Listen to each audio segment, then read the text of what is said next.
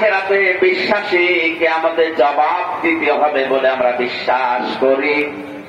আল্লাহ বলেন, ইসলাম বাদ দিয়ে যদি অন্য কোন নিয়ম নীতি, ধর্ম, আদর্শ, জীবন ব্যবস্থা দিয়ে আল্লাহকে রাজি খুশি তার পর্যন্ত যেতে চায়, ওই লোকটার জীবনের কিছু কবুল হবে না। শুধু এতটুকু না, ওই লোকটা সব চাইতে বড় ক্ষতিগ্রস্ত হবে আখিরাতে। জোরে বলেন নাউজুবিল্লাহ। আমাদের আজকের আলোচনার বিষয়ে সামনে আসবে ইনশাআল্লাহ।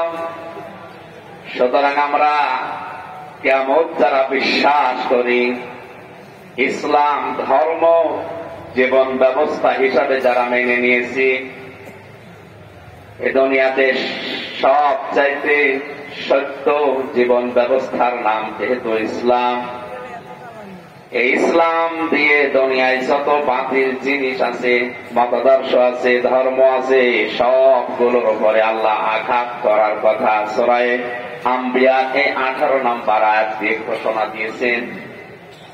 3 নম্বরে হকের ব্যাখ্যায় মুফাসসির লিখেছেন, হক মানে ঈমান।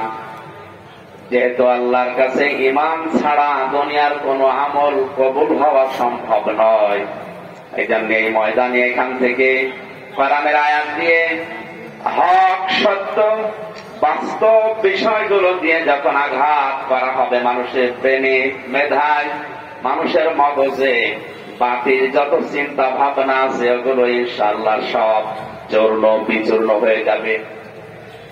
হায়াত মাহুহু ফাইদা হুয়া